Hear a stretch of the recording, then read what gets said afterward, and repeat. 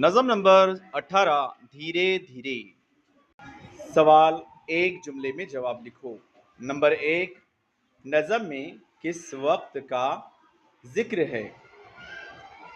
जवाब, नज़म में शाम के वक्त का जिक्र है। नंबर दो, चांद कैसा दिखाई दे रहा है?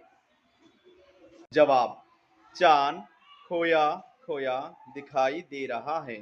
नंबर तीन, आसमान में क्या चमक रहा है?